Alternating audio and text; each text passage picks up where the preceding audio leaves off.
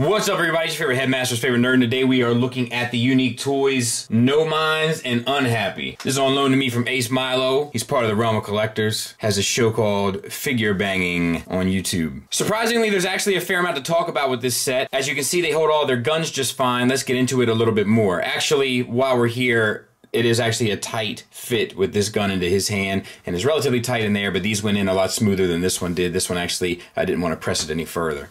As far as this guy is concerned, you can remove these pieces here and plug them in to the side of the gun so that you can have this look, or of course spin them around to have this look. And you can also tab the gun into the bottom of the nose cone in jet mode. He also has his headmaster that plugs in. We have silver paint and red paint on the visor and eyes there, or the visor and face shield, and then we have the kind of ape face around on the other side, and then you can just extend his lower bits, and he's the little headmaster bot, which is cool. And the eyes are painted, and the silver is painted on the face as well. Let's talk about the figure.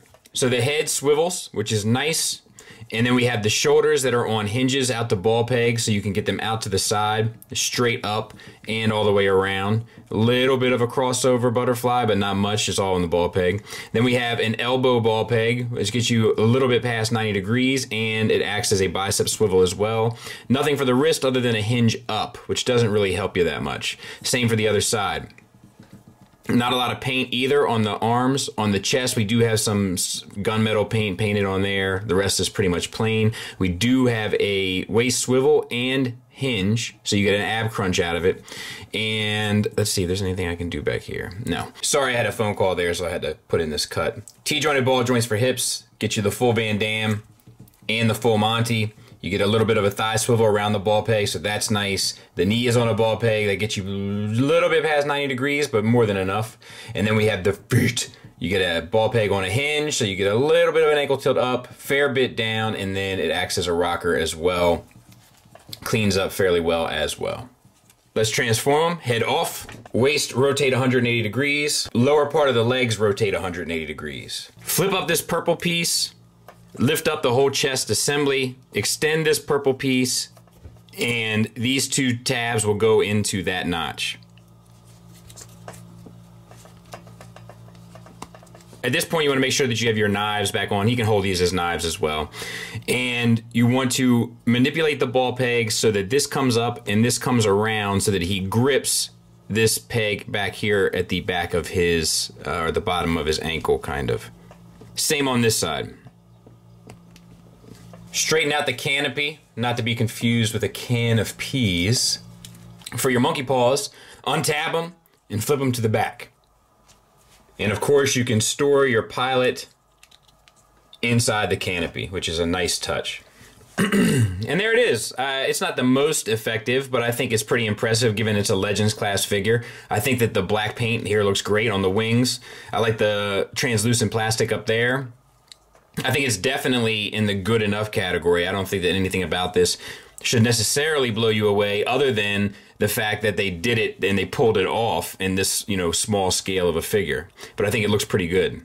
For gorilla mode, let's sort out our accessories. Take the gun off, set it to the side, open the can of peas, take the headmaster out, and collapse these two fins. You want to unlock a lot of this, flip all this back around, collapse this piece, just like you're going back to the other mode,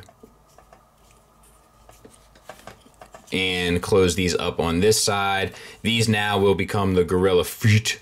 Rotate the waist 180, open up your waist section here, flip these out and back, and then collapse it back down. Rotate the legs so that you can see the ball peg. Manipulate here right above the knee, and we're going to get that notch onto that tab. 1, 2. Rotate the arms down, and they plug into the feet. Same for the other side. Put the head back on, but face it backward for gorilla mode, and then just clean up the limbs so that they make anatomic sense. I'll clean them up, we'll take a look at them. And I think this works pretty well for what it is. I think it's the weaker of the three modes, but I also think that, what more can you expect? I think it's pretty cool. I think they pulled it off pretty effectively and efficiently. You got articulation here that on the ball peg. You can also get the arms in and out on that same ball peg, and then you have a hinge here for the elbow, and then the hands are on a massive ball peg. So, like, that's the only extra articulation. This one is a bit more fiddly.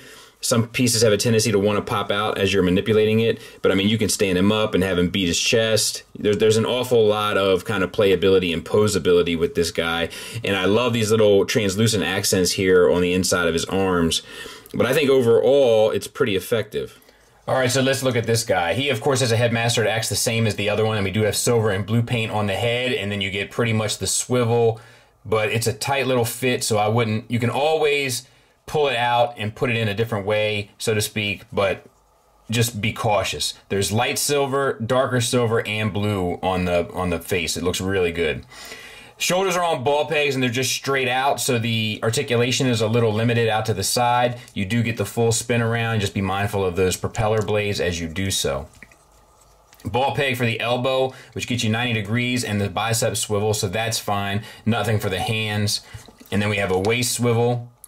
No ab crunch on this guy. Correction, there is an ab crunch. If you untab it for transformation back here in the back, you get a full ab crunch, so that's nice. T-jointed ball joints for hips that gets you the full Van Damme and the full Monty. And then we have a knee bend at 90 degrees on a single ball peg. And then we have the feet, which are on a ball peg as well to act as a rocker.